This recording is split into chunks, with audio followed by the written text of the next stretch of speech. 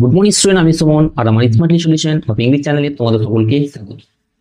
Student, আমি 90 দিনের বা 3 মাসের মধ্যে যে একটা স্পোকেন ইংলিশ কোর্স চালু করেছি, 3 মাসের মধ্যে কমপ্লিট।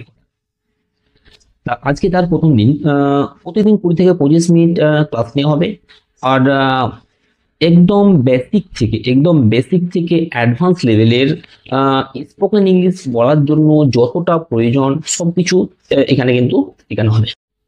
তো প্রথমে বলতে পারি, give me 20 minutes daily and speak English fluently. 20 minute আমাকে দাও, আর প্রতিদিন 20 মিনিট আমাকে দাও, আর তোমরা ফ্লুয়েন্টলি অনর্গল ইংলিশে কথা বলো। ওকে। তো আমি যেটা প্রথমে বলবো, যে ইংলিশে দক্ষতা, কথা বলার দক্ষতা অনুযায়ী, একজন এক এক রকম লেভেলে থাকে।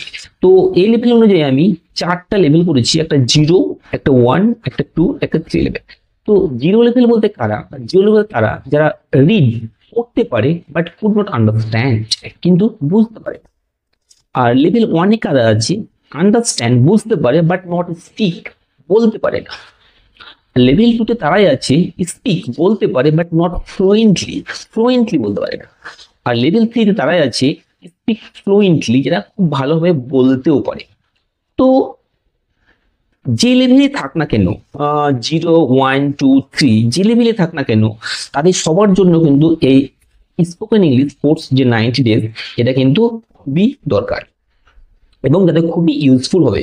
আমার বিশ্বাস, যদি কেউ প্রথম থেকে শেষ পর্যন্ত, মানে 90টা ক্লাস প্রথম থেকে শেষ পর্যন্ত দেখে এবং নোটস ডাউন করে রাখে এবং নিয়মিত অভ্যাস করে, তাহলে সে নিশ্চিতভাবে অনর্গল ফ্লুয়েন্টলি ইংলিশে কথা বলতে পারবে। অনেকের ধারণা আছে ইংলিশে কথা বলতে গেলে প্রচুর গ্রামার দরকার হয়, কিংবা প্রচুর ইংলিশ নলেজ দরকার হয়, প্রচুর ওয়ার্ডস ভোকাবুলারি দরকার হয়, কিন্তু ব্যাপারটা আসলে তা নয়। ইংলিশে কথা বলার জন্য বিশাল ইংলিশের নলেজ না থাকলেও হয়, বা বিশাল ভোকাবুলারি জানতে হবে, সেটাও কোনো ব্যাপার নয়। ইংলিশে কথা বলার জন্য যেটা দরকার, সেটা বেসিক একটু নলেজ ইংলিশ থাকতে হবে, কিছু টেকনিক জানতে হবে, আর কিছু ফ্রেজ, কিছু ওয়ার্ড যেটা আমাদের দৈনন্দিন জীবনে ব্যবহৃত হয় সেগুলো জানতে হবে। আর যেটা করতে হবে সেটা হচ্ছে প্রচুর প্র্যাকটিস করতে হবে, প্র্যাকটিসটা মাস্ট। ওকে। তো ক্লাস শুরু করি, চলো।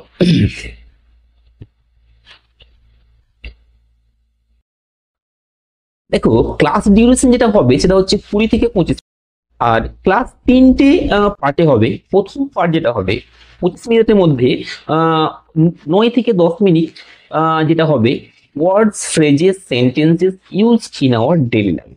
আমাদের দৈনন্দিন জীবনে যে সমস্ত কথাগুলো আমাদের ব্যবহৃত হয়, কিছু ফ্রেজ আছে, কিছু ওয়ার্ডস আছে, হ্যাঁ, সেন্টেন্সেস আছে, সেগুলো আমরা শিখব। যেমন কারোর সঙ্গে দেখা হলে আমরা বলি প্লিজ টু মিট ইউ, এই ধরনের কিছু সেন্টেন্স, কিছু ওয়ার্ড, কিছু ফ্রেজ আমরা প্রতিদিন প্রথমে শিখবো।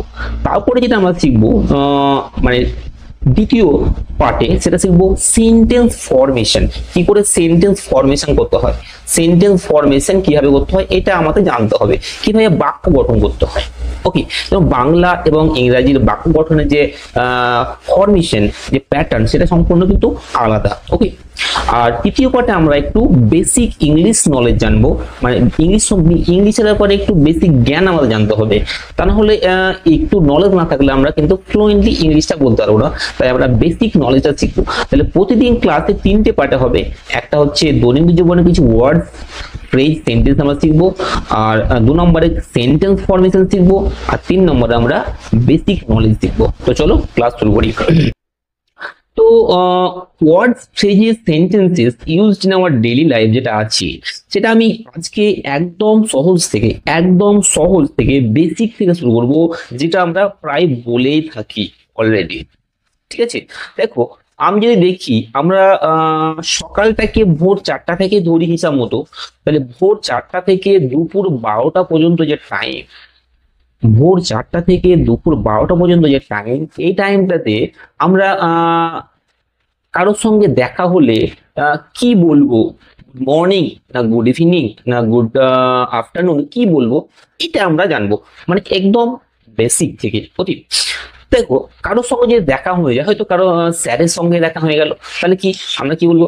Good morning sir. কিন্তু বাংলা আমরা কি বলি? নমস্কার স্যার। কিন্তু সেটা সেই নমস্কার স্যারটা না বলে আমরা কি বলবো? Good morning sir.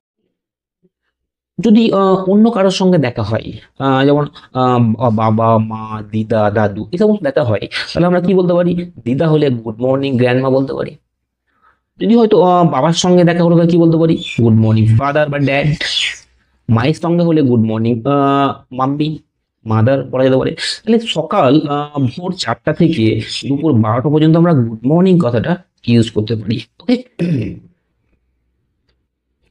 এবার দেখো দুপুর 12টা থেকে সন্ধ্যা 5টা পর্যন্ত, দুপুর 12টা থেকে সন্ধ্যা 5টা পর্যন্ত আমরা কি বলবো? সন্ধ্যা 5টা পর্যন্ত আমরা যেটা বলবো সেটা হচ্ছে গুড আফটারনুন। কারোর সঙ্গে দেখা হলে গুড আফটারনুন বলবো। আর দেখো সন্ধ্যা 5টার পরে, সন্ধ্যা 5টার পরে যে টাইমটা, সেটা আমরা কি বলবো? গুড ইভিনিং বলবো। তাহলে নমস্কার বাবা না বলে আমরা কি বলবো? Good evening dad. কাকু হলে গুড ইভিনিং আঙ্কল। ওকে, এই আমাদের সকাল থেকে সন্ধ্যা পর্যন্ত কখন কি বলে আমরা কথা বলবো? গুড মর্নিং না গুড ইভিনিং না গুড আফটারনুন, এটা আমরা মোটামুটি জানলাম। একদম বেসিক থেকে কিন্তু আমি করাচ্ছি। ওকে, এবার দেখো দিনের যে কোনো সময়, দিনের যে কোনো সময়, যে কোনো সময় হতে পারে, যদি কারোর সঙ্গে দেখা হয়ে গেল তোমার, হয়তো হ্যাঁ কারোর সঙ্গে দেখা হয়ে গেল, তখন তুমি কি, আমরা বাংলায় কি বলি? যে আপনার সঙ্গে দেখা হয়ে খুব ভালো লাগলো। তখন যদি আমরা ইংলিশে বলি, তাহলে কি বলবো? Please to meet you. Please to meet you, ইংলিশে কি বলবো? Please to meet you. Okay, আবার দেখো কখনো কখনো আমাদের বন্ধু পরিচিতদের সঙ্গে ইনফর্মাল গ্রিটিংস করতে হয়। ইনফর্মাল মানে নট অফিসিয়াল টাইপের, ফর্মালিটি দেখাতে হয় না। তখন আমরা কি কি কি কথা ইউজ করতে পারি? দেখো আমরা কি বলতে পারি? Hello miss Banerjee. আমরা হয়তো কারো ব্যানার্জি টাইটেল, তো আমরা কি বলি? হ্যালো মিস ব্যানার্জি বলতে পারি। ওকে, কিংবা বলতে পারি কারো নাম ধরে বলতে পারি হাই মোহিত বলতে পারি। ঠিক আছে, কারো নাম ধরে বলতে পারি হ্যালো করিম বলতে পারি। ওকে, যে ছিল সে যদি দাদা ভাই হয়, তাহলে কি হ্যালো ব্রাদার বলতে পারি। হ্যাঁ, কোনো মেয়ের নাম যদি হয়, তাহলে আমি এটা কি বলতে পারি? হাই মিতা, এরকম বলতে পারি। ওকে, তাহলে ফর্মাল, এটা ইনফর্মাল ওয়ে, মানে যেটা বন্ধু বান্ধব পরিচিত, ইনফর্মাল ওয়েতে আমরা কিন্তু হ্যালো হাই এগুলো ইউজ করতে পারি। ওকে, এবার দেখো কিছু কিছু পয়েন্ট আমাদের মনে রাখতে হবে। হ্যালো এবং হাই, হ্যালো হাই এর প্রয়োগটা কিন্তু নিজের থেকে বয়সে বড় ব্যক্তিদের ক্ষেত্রে ইউজ করা যায়।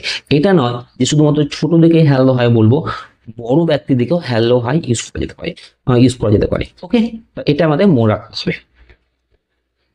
এবার দেখো আমরা যখন কারোর কাছ থেকে বিদায় নিব, হ্যাঁ আমার যখন কথা বলা হয়ে গেল, কারোর কাছ থেকে বিদায় নিব, তখন আমরা কি বলি? আচ্ছা এবার চলি বন্ধুরা, বা যাই হোক, ঠিক আছে, তখন আমরা আচ্ছা আমরা চলি বন্ধুরা, এরকম যদি হয়, তাহলে ইংলিশে কি বলবো? Good afternoon, good bye friends, good bye friends use করতে পারি। কি ইউজ করতে পারি? Good bye friends. আবার এটা ইউজ করতে পারি, বাই বাই ইউজ করতে পারি।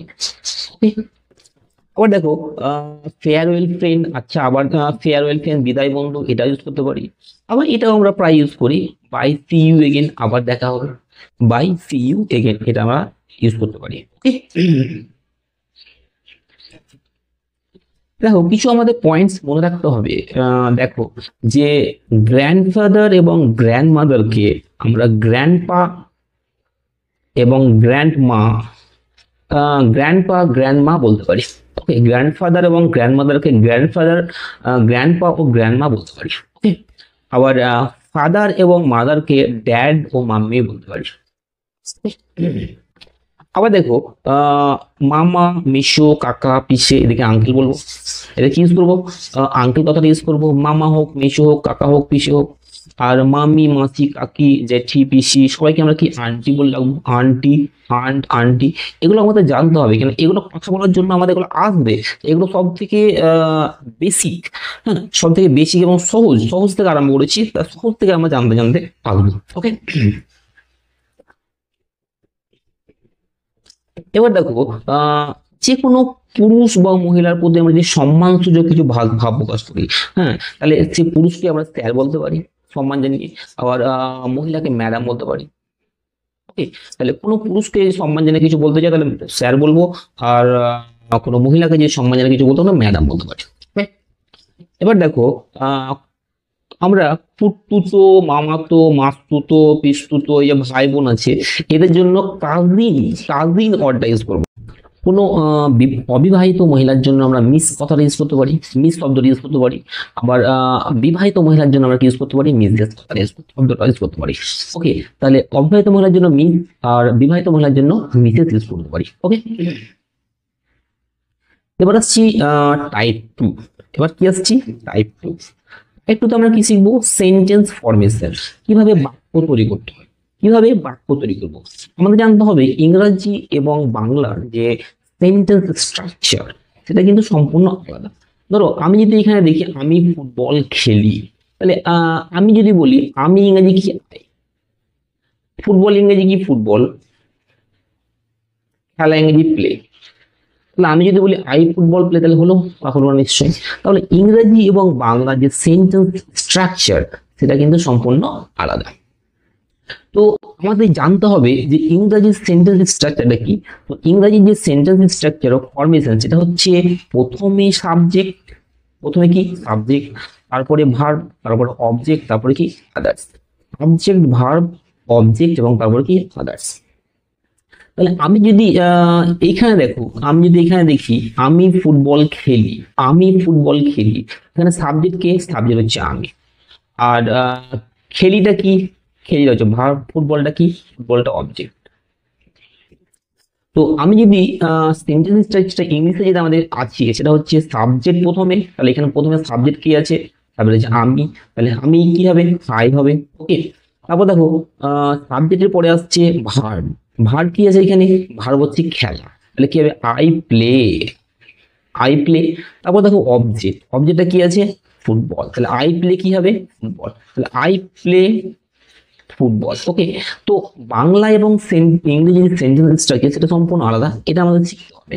তাহলে দেখো আমাকে ট্রান্সলেশন মানে সেন্টেন্স বাংলা থেকে ইংলিশে চেঞ্জ করতে গেলে, ট্রান্সলেশন করতে গেলে কি কি জিনিস জানতে হচ্ছে একবার দেখো। আমাকে জানতে হচ্ছে সাবজেক্ট কি, জানতে হচ্ছে। ওকে, 2 নম্বর অবজেক্ট কি সেটাও জানতে হচ্ছে, 3 নম্বর ভার্ব কি সেটা জানতে হচ্ছে। তাহলে দেখো আমাদের কিন্তু বেসিক যেটা, সব থেকে আমি বেসিক থেকে শুরু করছি বলে বলছি, বেসিক থেকে সাবজেক্ট কি আমাদের ভালো করে একটু জানতে হবে, অবজেক্টিভ কি সেটা ভালো করে একটু জানতে হবে, আর ভার্বটা কি সেটা একটু ভালো করে জানতে হবে। সেন্টেন্স ফরমেশন বা সেন্টেন্স ট্রান্সলেশন করার আগে বা সেন্টেন্স গঠন করার আগে আমরা সাবজেক্ট, অবজেক্ট এবং ভার্ব সম্বন্ধে একটু হালকা জেনে নেব।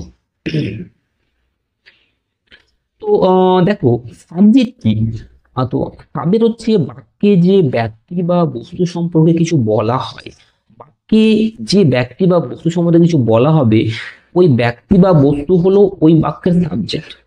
বাক্যে যে ব্যক্তি বা বস্তু থাকবে তার সম্বন্ধে যা কিছু বলা হবে, ওই ব্যক্তি বা বস্তু বলা হয় সাবজেক্ট। তবে সাবজেক্ট জানা আরেকটা সহজ রাস্তা যেটা হচ্ছে, সেটা হচ্ছে ভার্বকে, তাকে ভার্বকে, ভার্বকে হু দিয়ে কোশ্চেন করলে বা কে দিয়ে কোশ্চেন করলে, ভার্বকে কে দিয়ে কোশ্চেন করলে যে অ্যান্সার পাওয়া যাবে সেটাই হচ্ছে সাবজেক্ট। ভার্বকে কে দিয়ে কোশ্চেন করলে, আর ভার্ব কি, ভার্ব মানে যেটা কাজ করা, সেটা হচ্ছে ভার্ব, ক্রিয়া। ওকে, তো আমরা দেখো এই লাইনটা যদি দেখি আই প্লে ফুটবল, তাহলে এখানে ক্রিয়া কোনটা, ক্রিয়া হচ্ছে ফুটবল মানে কাজ করা, তাহলে এটা হচ্ছে ভার্ব। এটাকে যদি আমি কে দিয়ে ফোন করি, কোশ্চেন করি, তাহলে কি হবে আই প্লে ফুটবল, তাহলে কে দিয়ে কোশ্চেন করি, কে ফুটবল খেলে, হ্যাঁ তো আই, তাহলে আইটা কি হলো সাবজেক্ট। তাহলে ভার্বকে কে দিয়ে প্রশ্ন করে যে আনসার পাবে সে হচ্ছে সাবজেক্ট। ওকে, যদি বলা হয় they, they sing a song, they sing a song, তাহলে দেখো এখানে কাজ কোনটা, সিংটা হচ্ছে কাজ, ভার্ব, তাহলে এটা কে দিয়ে প্রশ্ন করো, কে গান গায় বা কারা গান গায়, তাহলে এটা হচ্ছে দে, তাহলে দেটা হচ্ছে কি সাবজেক্ট। ওকে, তাহলে সাবজেক্ট আমরা শর্টকাট ফর্মুলা জানবো, ভার্বকে কে দিয়ে প্রশ্ন করবো যে অ্যান্সার পাবো সেটা হচ্ছে সাবজেক্ট। ওকে, এবার দেখো যদি এবার দেখি অবজেক্ট কি, অবজেক্ট দেখো বলছে ভার্ব বা ক্রিয়াকে কি বা কাকে দিয়ে প্রশ্ন করলে যে উত্তর পাওয়া যাবে, কি বা কাকে দিয়ে প্রশ্ন করলে যে অ্যান্সার পাবো সেটাকে কি বলা হয়, সেটাকে বলা হয় অবজেক্ট। ওকে, কে দিয়ে প্রশ্ন করলে সেটা হচ্ছে সাবজেক্ট, আর কি বা কাকে দিয়ে প্রশ্ন করলে যে অ্যান্সারটা পাবো সেটা হচ্ছে কি অবজেক্ট। তাহলে এখানে দেখো আমি যদি বলি সে আচ্ছা সে টিভি দেখে, তাহলে এখানে দেখো কাজ কোনটা, কাজটা হচ্ছে ওয়াচেস, তাহলে এটা হচ্ছে কাজ। ওকে, তাহলে এটাকে আমি প্রশ্ন করি কে টিভি দেখে, তাহলে সি, তাহলে এটা হচ্ছে সাবজেক্ট। আর সে কি দেখে, টিভি দেখে, তাহলে এটা হচ্ছে অবজেক্ট। কে দিয়ে প্রশ্ন করলে সাবজেক্ট, আর কি বা কাকে দিয়ে প্রশ্ন করলে যেটা বলছিল হচ্ছে অবজেক্ট। তাহলে আমরা সাবজেক্ট অবজেক্ট সম্বন্ধে একটু হালকা ধারণা পেলাম। ওকে, এবার দেখো বাক্য গঠন করার ক্ষেত্রে আমাদের আরেকটা জিনিস যেটা দরকার আছে, সেটা হচ্ছে নাম্বার। নাম্বার কি আমরা সবাই জানি, নাম্বার দুই প্রকারের হয়, একটা হচ্ছে সিঙ্গুলার আর 2 নম্বর হচ্ছে প্লুরাল। সিঙ্গুলার মানে কি এক বচন, আর প্লুরাল মানে কি বহু বচন। এক বচন মানে কি, মানে যেটা একটা, যেটা মানে একটা, যেমন হচ্ছে বুক, এখানে বুক কটা আছে, একটা, তাহলে সিঙ্গুলার। আমি যদি বলি বুকস, তাহলে এটা কি অনেকগুলো বই আছে, তাহলে এটা কি প্লুরাল। ওকে, তাহলে সিঙ্গুলার হলে একটা, আর একের বেশি হলে সেটা হচ্ছে কি প্লুরাল, বহুবচন। দেখো আরেকটা জিনিস আমাদের শিখতে হবে গঠন করার ক্ষেত্রে, তা না হলে কিন্তু বাক্য গঠন করা সম্ভব হবে না। সেটা হচ্ছে দেখো পার্সন। পার্সন কয় প্রকার, 3 প্রকার, ফার্স্ট, সেকেন্ড এবং third. First person, second person এবং কি থার্ড পার্সন। ফার্স্ট পার্সন কোনগুলো, আমি আর আমরা হচ্ছে ফার্স্ট পার্সন, আমি এবং আমরা সেটা কি হচ্ছে ফার্স্ট পার্সন। তারপর হচ্ছে সেকেন্ড পার্সন কোনগুলো, তুমি তোমরা, তুমি তোমরা, তুমি তোমরা কি সেকেন্ড পার্সন। আর থার্ড পার্সন কোনগুলো, এইগুলো বাদে মানে আমি আমরা তুমি তোমরা বাদে যা পড়ে আছে, আমি আমরা তুমি তোমরা বাদে যেগুলোই পড়ে আছে না, সেগুলো কিন্তু থার্ড পার্সন। যেমন হি হতে পারে, সি হতে পারে, দে হতে পারে, রাম হতে পারে, ট্রি হতে পারে, হ্যাঁ, বুক হতে পারে, যা আছে পড়ে আছে আর কি, সেগুলো হবে জাস্ট থার্ড পার্সন। তো first person, second person, third person সম্বন্ধে আমাদের একটু হালকা ধারণা হয়ে গেল। এবার দেখো আরেকটা জিনিস আমাদের জানতে হবে, সেটা কি ভার্ব। কি ভার্ব কি, তো ভার্ব তো আমরা জানি ক্রিয়া, কোনো কাজ করা, হওয়া, থাকা বোঝায় যে শব্দের দ্বারা, যে শব্দের দ্বারা কোনো কিছু থাকা, হওয়া, কাজ করা বোঝায় তাকে ভার্ব বলে। তো verb is the word which expresses being, having and doing. Being, having and কি ডুইং। তাহলে ভার্ব হলো একটা ক্রিয়াপদ, যা কিছু হওয়া, থাকা, কাজ করাকে বোঝায়, তাকে বলা হয় ভার্ব। যেমন যদি আমি বলি হি প্লেজ ক্রিকেট, তাহলে এখানে খেলাটা একটা কাজ, তাহলে এটাই হচ্ছে আমার ভার্ব। ওকে, আবার এখানে যদি বলি সি রিডস দ্য বুক, তাহলে এখানে পড়াটা হচ্ছে কি ভার্ব, তাহলে এটা হচ্ছে আমার ভার্ব। পড়া ক্রিয়া, তাহলে এটা কি আমার হচ্ছে ভার্ব। ওকে, এবার আমরা সেন্টেন্স গঠনের দিকে আসবো। দেখো সেন্টেন্স গঠন করার আগে আরেকটা জিনিস আমাদের জানা দরকার, যে সেন্টেন্সে ভার্বের কাজ অনুযায়ী সেন্টেন্সকে দুভাগে আমরা ভাগ করতে পারি। একটা হচ্ছে যে ভার্বগুলো, কিছু ভার্ব আছে তাদের অ্যাকশন মূলক ভার্ব, মানে যে ভার্বগুলো কাজ করা বোঝাবে, যে বাক্যে, যে বাক্যে কোনো কাজ করা বোঝাবে সেটা হচ্ছে অ্যাকশন মূলক সেন্টেন্স। আর যে বাক্যে কোনো কাজ করা বোঝাবে না, কোনো কাজ করা থাকবে না, সেটা হচ্ছে নন অ্যাকশন মূলক সেন্টেন্স। তো অ্যাকশন মূলক সেন্টেন্সের কিভাবে বাক্য গঠন হবে, আর নন অ্যাকশন মূলক সেন্টেন্সের কিভাবে বাক্য গঠন হবে, সেগুলো তোমাদের আমি দেখাবো। ধরো আমি একটা এক্সাম্পল দিই, হি সিংস এ সং, সে গান গায়। তাহলে এখানে যে গান গাওয়া, সিংস মানে গান গাওয়া, তাহলে একটা কাজ হচ্ছে। ওকে, তাই এটা হচ্ছে অ্যাকশন হচ্ছে, তাহলে এটা হচ্ছে অ্যাকশন মূলক। আবার যদি আমি বলি নন অ্যাকশন মূলক, যদি বলি যে সং ইজ ভেরি মেলোডিয়াস, গানটা খুব মধুর, তাহলে এখানে কোনো কাজ হচ্ছে না, এখানে কোনো কাজ হচ্ছে না, তাহলে এটা কি নন অ্যাকশন মূলক। তাহলে অ্যাকশন মূলক কি আর নন অ্যাকশন মূলক কি, সেগুলো আমাদের কিন্তু জানতে হবে। এবার দেখো বাক্য গঠন করার ক্ষেত্রে যেটা দরকার, সেটা হচ্ছে টেন্স। সমস্ত টেন্স জানতে হবে তার কোনো মানে নাই, তবে আমি চাই তোমরা সমস্ত টেন্সটা কিন্তু বেসিক থেকে শিখো, তাহলে কিন্তু তোমরা অনর্গল কথা বলতে পারবে। টেন্সটা যদি বেসিক থেকে আমরা শিখি, তাহলে কিন্তু আমরা ইংলিশে একটা ভিতটা একটু তৈরি হবে এবং আমরা কথাটা বলতে পারবো। তো আমি সমস্ত টেন্স ডিটেলস পড়াবো না, যে টেন্সগুলো খুবই দরকার আমাদের বাক্য গঠন করার ক্ষেত্রে সেই টেন্সগুলো পড়াবো। দেখো টেন্স আমাদের 3 প্রকার হয়, একটা হচ্ছে present tense, past tense, future tense. তো প্রেজেন্ট টেন্স কি, প্রেজেন্ট টেন্স হচ্ছে বর্তমান, প্রেজেন্ট টেন্স কি বর্তমান, পাস্ট টেন্স কি অতীত, আর ফিউচার হচ্ছে ভবিষ্যৎ। ওকে, তো প্রেজেন্ট, পাস্ট, ফিউচার। প্রেজেন্ট টেন্সের মধ্যে আমাদের সব থেকে যেটা দরকার হয়, প্রেজেন্ট টেন্সের 4টা ভাগ আছে, present indefinite, present continuous, present perfect, present perfect continuous. কিন্তু সব থেকে যেটা দরকার হয় সেটা হচ্ছে প্রেজেন্ট ইনডিফিনাইট, আমাদের কথা বলার জন্য। ওকে, তো প্রেজেন্ট ইনডিফিনাইট টেন্সটা আমি আজকে পড়াবো। ওকে, দেখো প্রেজেন্ট টেন্সে প্রেজেন্ট ইনডিফিনাইট যে টেন্স, সেটা কখন হয়, প্রত্যেকটা টেন্সের একটা কখন হওয়ার একটা ব্যাপার থাকে। যেমন প্রেজেন্টে 4টা ভাগের মধ্যে একটা প্রেজেন্ট ইনডিফিনাইট, একটা প্রেজেন্ট কন্টিনিউয়াস, একটা প্রেজেন্ট পারফেক্ট, একটা প্রেজেন্ট পারফেক্ট কন্টিনিউয়াস। কিন্তু প্রেজেন্ট ইনডিফিনাইটটা কখন হবে, দেখো যা কিছু ঘটে, যা কিছু ঘটে মানে যে কোনো কাজ যেটা ঘটে, হ্যাঁ, সেটাকে বলা হয় প্রেজেন্ট ইনডিফিনাইট টেন্স। যেমন আমি ফুটবল খেলি, মানে একটা কাজ ঘটলো। রহিম বাঁশি বাজায়, এটা একটা কাজ, মানে যা ঘটে, দ্যাট হ্যাপেন্স, যা ঘটে, সেক্ষেত্রে আমরা কি ইউজ করবো? প্রেজেন্ট ইনডিফিনিট ইউজ করবো। যেমন they work in the field, তারা মাঠে কাজ করে, এটা একটা প্রেজেন্ট ইনডিফিনিট ইউজ করবো। আর একটা দেখো, যদি চিরন্তন সত্য বোঝায়, কি বোঝায়? চিরন্তন সত্য। চিরন্তন সত্য কথাটা মানে কি? Universal truth. ইউনিভার্সাল ট্রুথ মানে কি? যেগুলো সর্বদা সত্য থাকে। কিছু কিছু সাইন্টিফিক্যাল ট্রুথ, কিছু কিছু ইউনিভার্সাল ট্রুথ। ওকে, তো ইউনিভার্সাল ট্রুথ মানে যেগুলো চিরসত্য, কখনো চেঞ্জ হয় না। যেমন the earth revolves round the sun, পৃথিবী সূর্যের চারিদিকে ঘুরে, এটা কি? চিরন্তন সত্য। তাহলে এখানে কি আমরা প্রেজেন্ট ইনডিফিনাইট টেন্স ইউজ করবো। আমরা কিন্তু এখানে প্রেজেন্ট কন্টিনিউয়াস বা পারফেক্ট টেন্স ইউজ করতে পারবো না। আমরা বলতে পারবো না the earth is revolving round the sun, এটা বলা যাবে না। The earth revolves round the sun, the earth has revolve round the sun, এটাও বলা যাবে না। ওকে, আবার দেখো, the moon moves round the earth, চাঁদ পৃথিবীর চারিদিকে করে, এটাও কিন্তু চিরন্তন সত্য। তাহলে এখানেও কিন্তু কি ইউজ হবে? প্রেজেন্ট ইনডিফিনাইট টেন্সটা আমরা ইউজ করবো। ওকে, তারপর দেখো কিছু অভ্যাসগত কাজ বা হ্যাবিচুয়াল ট্রুথ। ইউনিভার্সাল ট্রুথ তো হলো, আর কিছু হ্যাবিচুয়াল ট্রুথ মানে যেগুলো হ্যাবিচুয়াল, হ্যাঁ, প্রতিদিনই করা হয়, একটা হ্যাবিট হয়ে গেছে, সেক্ষেত্রে আমরা কি প্রেজেন্ট ইনডিফিনাইট টেন্স ইউজ করবো। যেমন আমি প্রতিদিন নদীতে স্নান করি, সে ভোর 4টার সময় ঘুম থেকে উঠে, তাহলে এই যে একটা হ্যাবিট, এই হ্যাবিচুয়াল যে ট্রুথ, এখানেও কিন্তু প্রেজেন্ট ইনডিফিনাইট টেন্সটা কি হবে? ইউজ হবে। ওকে, তো দেখো, হ্যাবিচুয়াল ট্রুথের একটা এক্সাম্পল আমি দুটো দিয়েছি। He takes bath in the pond, সে পুকুরে স্নান করে, একটা হ্যাবিট, প্রতিদিন পুকুরে স্নান করে। Grandmother read Gita, grandmother Gita পাঠ করেন, এটা তো একটা হ্যাবিট। ওকে, তো এই ক্ষেত্রে আমরা কি ইউজ করবো?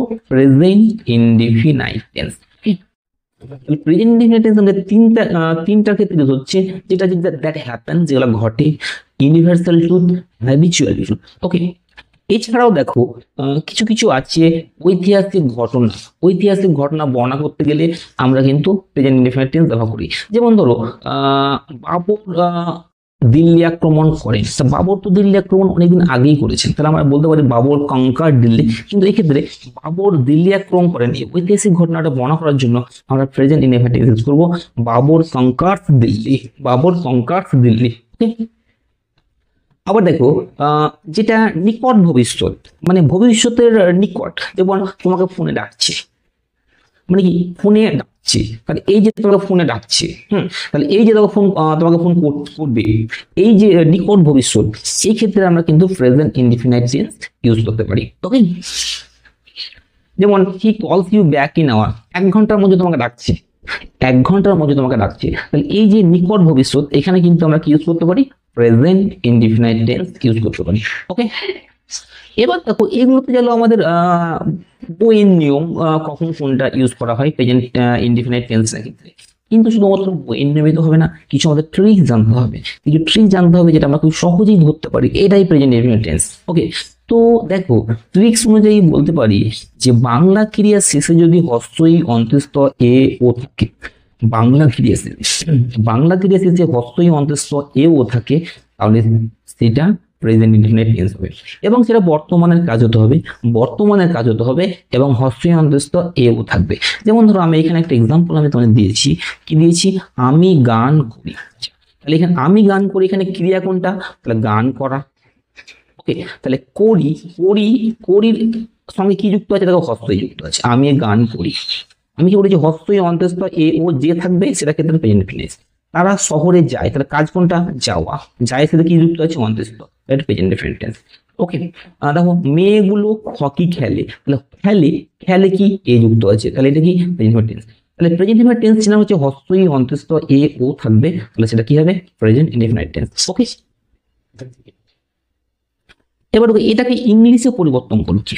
এটাকে ইংলিশে পরিবর্তন করার জন্য আমরা দুটো সেন্টেন্স আমরা জেনেছি, একটা হচ্ছে অ্যাকশন মূলক, একটা কি অ্যাকশন মূলক, আর একটা কি নন অ্যাকশন মূলক। তো অ্যাকশন মূলকের ক্ষেত্রে কি হবে? দেখো, অ্যাকশন মূলকের ক্ষেত্রে কি সূত্র হবে?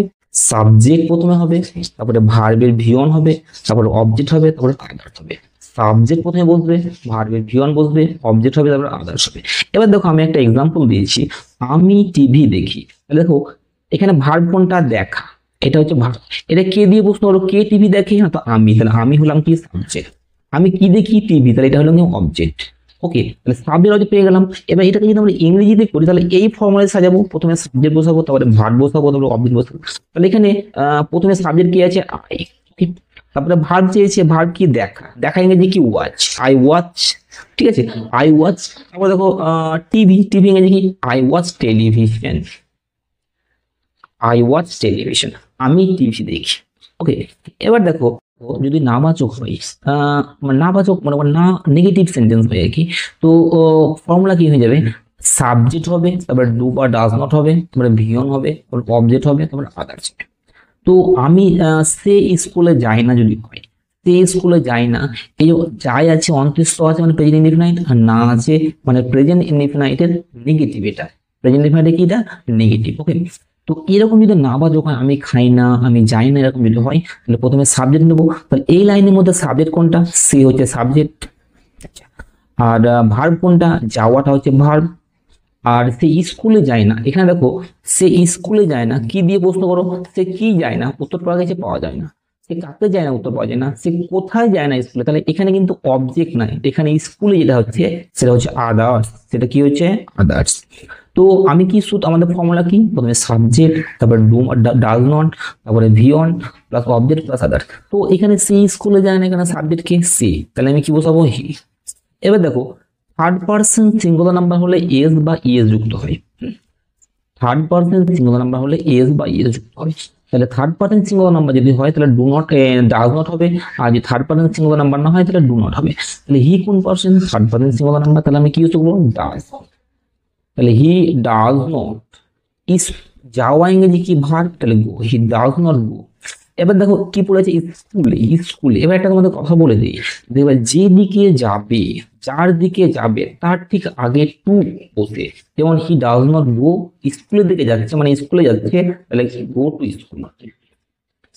যদি বলে সে শহরে যায় তাহলে হি গোজ টু টাউন। সে শহরে যায় না, he does not go to town. ঠিক আছে, তারা স্কুলে যায় না, they do not go to school. Okay, তাহলে দের পরে ডু নট কেন হলো? কারণ they third person singular number নেই, they third person plural number. তো ফার্স্ট পার্সন, সেকেন্ড পার্সন এবং থার্ড পার্সন প্লুরালের ক্ষেত্রে ডু নট ইউজ করবো, আর থার্ড পার্সন সিঙ্গুলার ক্ষেত্রে আমরা কি ইউজ করবো? থার্ড পার্সন সিঙ্গুলার নাম্বার ক্ষেত্রে আমরা কি? ডাজ নট ইউজ করবো। ওকে, এবার দেখো এই কথাগুলো যদি আমাদের প্রশ্নবোধক হয়, মানে প্রশ্নবোধক মানে কি? সে কি যায়, সে কি খাই, এই ধরনের কথা। মানে ইয়েস আর নো যার অ্যান্সার, যার অ্যান্সার ইয়েস আর নো হবে, সে কি খাই, ইয়েস বা নো, এই যে অ্যান্সার হবে সেক্ষেত্রে বলা হয় প্রশ্নবোধক বাক্য। এই প্রশ্নবোধক বাক্যর ক্ষেত্রে কিন্তু ফর্মুলাটা চেঞ্জ হয়ে যাবে। কি হবে? প্রথমে ডু বা ডাজ বসাবো, তারপরে সাবজেক্ট বসাবো, তারপরে ভিয়ন বসাবো, তারপরে অবজেক্ট বসাবো, তারপরে আদার্স বসাবো, তারপরে একটা জিজ্ঞাসা দেবো। ওকে, তাই দেখো আমি এখানে বলি সে কি বই পড়ে, এর উত্তর কি? হ্যাঁ বা না হতে পারে। আচ্ছা, তার মানে এটা ইন্টারগেটিভ সেন্টেন্স। আর ইন্টারগেটিভ সেন্টেন্সকে আমরা যখন একটা বাক্য চেঞ্জ করবো তখন কিভাবে করবো? দেখো প্রথমে ডু বা ডাজ, তাহলে ডু বসাবো না ডাজ বসাবো, এটা একটা ফ্যাক্টর। থার্ড পার্সন সিঙ্গুলার হলে ডাজ, আর যদি অন্য হয় তাহলে ডু। তাহলে সে কোন person? Third person singular number, তাহলে প্রথমে কি লিখবো? ডাজ। তারপরে সাবজেক্ট, সাবজেক্ট এখানে কি আছে? সে, তাহলে এখানে কি হবে? তাহলে হবে হি, does he.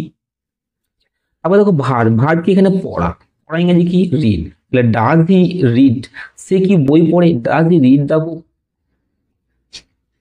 Does he read book বা does he read the book. তারপরে জিজ্ঞাসা দিল। ওকে, এটা একটা। আবার দেখো এখানে দিয়েছে তারা কি ভাত খায়, ইয়েস বা নো অ্যান্সার, তাহলে এটা ইন্টারগেটিভ সেন্টেন্স। তাহলে এখানে সাবজেক্ট কে? তারা। ভাতটা কি? অবজেক্ট। খাওয়াটা কি? ভাত। তাহলে আমার ফর্মুলা কি? ফর্মুলা প্রথমে ডু বা ডাজ। তা দেখো তারা, তারা ইংরেজি কি? দে, তারা ইংরেজি কি? দে। এবার দেখো দেটা সিঙ্গুলার না প্লুরাল? দেটা হচ্ছে প্লুরাল। আর আমি কি বলেছিলাম? থার্ড পার্সন সিঙ্গুলার ক্ষেত্রে ডাজ হয়, তাহলে এখানে ডাজ বা ডু এর মধ্যে ডুটা ইউজ হবে। তাহলে প্রথমে কি লিখবো? Do, do they. তারপর দেখো হচ্ছে কি বসবে? তারপরে কি বসবে? ভার্ব বসবে। তাহলে ভার্ব কি আছে? খাওয়া, তাহলে কি হবে? ইট। ডু দে ইট কি হবে? ভাত, rice. Do they eat rice. তারপর একটা জিজ্ঞাসা দেবে। এবার দেখো এটা গেল অ্যাকশন মূলক, মানে কাজ করা বোঝাবে, এটা অ্যাকশন মূলক জিনিস। এবার যদি নন অ্যাকশন মূলক আসে, নন অ্যাকশন মূলক যেমন ভারত আমার জন্মভূমি, এখানে কোনো কাজ নাই, সে ভালো ছেলে, এখানে কোনো কাজ নাই। আবার সে ভালো কাজ করে বলে তখন কাজ থাকছে, সে ফুটবল খেলে বলে কাজ থাকছে, আবার যদি ফুটবল হয় গোল, আবার কাজ নাই। ওকে, তাহলে যদি কাজ না থাকে তখন কি কি ইউজ করবো ফর্মুলা, তখন সাবজেক্ট হতে হবে, তারপরে ইজ এম আর তিনটার মধ্যে একটা ইউজ করবো, তারপরে রেস্ট অফ দ্য সেন্টেন্স বসিয়ে দেবো। সাবজেক্ট ইউজ করবো, ইজ এম আর ইউজ করবো, তারপর রেস্ট অফ দ্য সেন্টেন্স কি ইউজ করবো। ওকে, তারপর যেমন হচ্ছে ভারত আমার জন্মভূমি, তাহলে এখানে সাবজেক্ট কোনটা বলো দেখি, তাহলে সাবজেক্ট হচ্ছে ভারত, তাহলে এটা আমার কি, আর বাকি যা আছে থাক। তাহলে আমার ফর্মুলা কি, নন অ্যাকশনের ক্ষেত্রে প্রথমে সাবজেক্ট বসাবো, তাহলে সাবজেক্ট কি হবে, ইন্ডিয়া।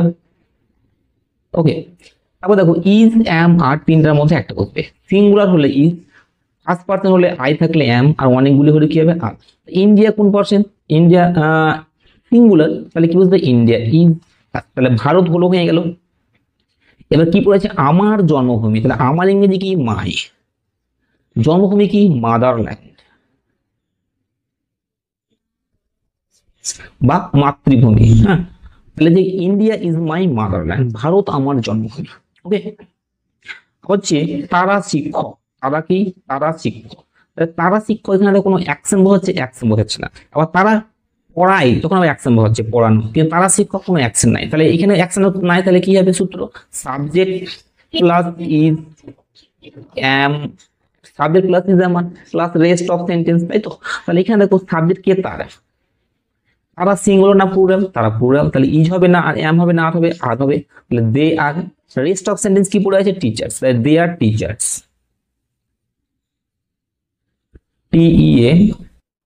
TEACHERS, দে আর টিচার্স।